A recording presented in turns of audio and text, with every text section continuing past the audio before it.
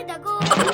So ayun na nga ng mga kamangyan, bale, aring ano pala yung time na dineliver din aring ano palang frame nung paglagyan ng bubog. Bale yung ibang ano palang part ng dream house mga kamangyan, nung nakaraan pa nalagyan na ganyan, pati yung mga bintana, mga pintuan. Bale aring ano yung frame na aring mga kamangyan, din ari sa may kusina. Speaking of kusina mga kamangyan, ayan na, at mga nagasukat-sukat na sila diyan. Manang yung sa bubog namin, yung sa mga cabinet namin, isa lang ho yung magawa. Sino mga kamangyan ay yung G2 Project Modular, at alam nyo ga, sobrang quality talaga. Kasi nga niyo yung mga machine nila na inagamit, kumbaga madali na laang. Sa tunay mga kamangyan, gusto talaga nila ay high-end. Hindi rin no expectation versus reality, gawa ng pinakita na nila sa amin yung mga nagawaan na nila ng mga bahay, at grabe yun talaga yung gusto ko. Ano yung mga nakikita mo ng mga magagandang bahay sa mga teres, ganyan, yun, ganun sila gumawa. So, bala rin nga niyo pala si Engineer Villaruel mga kamangyan, at ang kanyang misis. Wow, misis! Ayun mga kamangyan, tingnan nyo naman ang aming dirty kitchen. Yung dirty kitchen namin, parang yung itsura niya pang main kitchen na sa sobrang ganda. Tapos diniho pala sa may hagdan mga kamangyan, ayan na nga niho, at nagalagay na sila ng bubog. Tapos alam nyo mga kamangyan, yung bubog na inalagay diyan, hindi man basta-basta kasi sobrang kakapal. Tapos dahil nga niyo, hindi niya sa may hagdan mga kamangyan, grabe, sobrang laki talaga ng bubog na are. At ngayon palang naiisip ko na kung paano to lilinisan.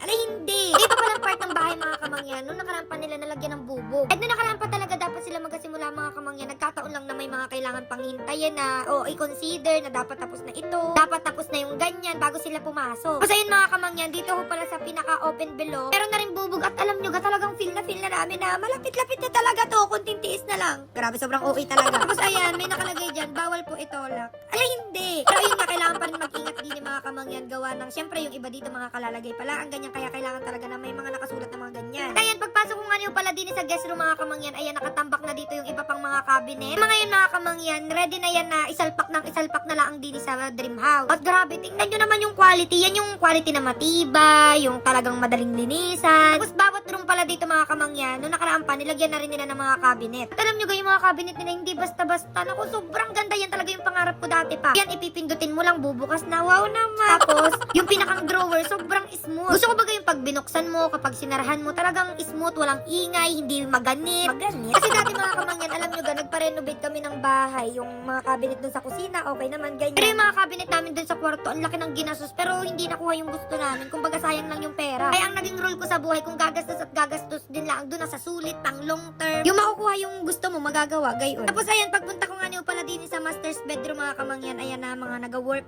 na sila dyan. Wow, naga-work. Kaya ano pala yung mga kamangyan, hindi man inadala din ng talagang tapos na yung cabinet. Kaya dito nila inapagtakid-takid. Kumbaga yung parang umorder ka, o tapos ikaw na rin yung gagawa, ayusin mo diyan. So pag nalito sila, I think 2 days bago maayos ulit. Ay, hindi. At alam mo pala yung aking pinaka-favorite din ng mga kamangyan, yung aming walk-in closet. Kasi syempre, pangarap nating lahat yung may ganyan. Yung maayos na lagayan ng mga damit, mga bag, sapatos, mga pabango. Tapos din na rin pala sa part na to mga kamangyan, alagay yung aking pinakang vanity. Pero na-excite talaga ako diyan mga kamangyan, kasi sobrang daming lagayan. Ganyan ba yung mga gustong-gusto ko talaga dati pa. Tapos ang maganda pa dyan, may ilaw pa yan. So, soon makikita natin. At ayan, sobrang happy ko dyan mga kamangyan, kasi ngayon pa lang alam ko na natama yung desisyon namin na ang kinuha namin ay yung G2 Project Modular. Dali nila kausap, tapos nag-suggest din sila kung ano talaga yung maganda din sa bahay. At alam nyo ka mga kamangyan, ngayon pa lang, ina-recommend na namin sila sa mga kakilala namin na nagpagawa ng bahay. At alam nyo naman yan mga kamangyan, hindi kami nag-recommend kung alam naman namin na hindi naman worth it. Tapos ayan, ikot-ikot lang kami din sa dream house mga kamangyan, kasi ang dami na rin talagang nadagdag. Super happy ko dyan mga kamangyan, kasi nakita ko na yung picture namin na nag-photoshoot kami sa YouGlow Babe. At baka nagataka kayo mga kamangyan kung ano yung hawak namin dyan. Yan yung bagong product ng YouGlow Babe, yung Ceromate 12 times. Super ganda niyan mga kamangyan para maging hydrated yung balat, improve yung ating skin texture. So after nyo yan magamit mga kamangyan, mapapansin ninyo na ang healthy na ng balat ninyo. At talagang super na mga ako dyan mga kamangyan, lalo na nung unang kita ko, kasi super ganda ng packaging. Pagkalabas pa lang yan sa market mga kamangyan, ako talaga lamang agawa ng mga people. Wow mga people. Kaya habang available pa yung mga kamangyan and gusto nyong mag-blow,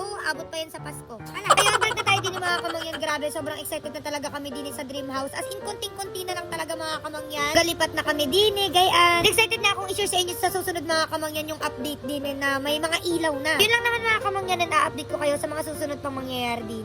For the go!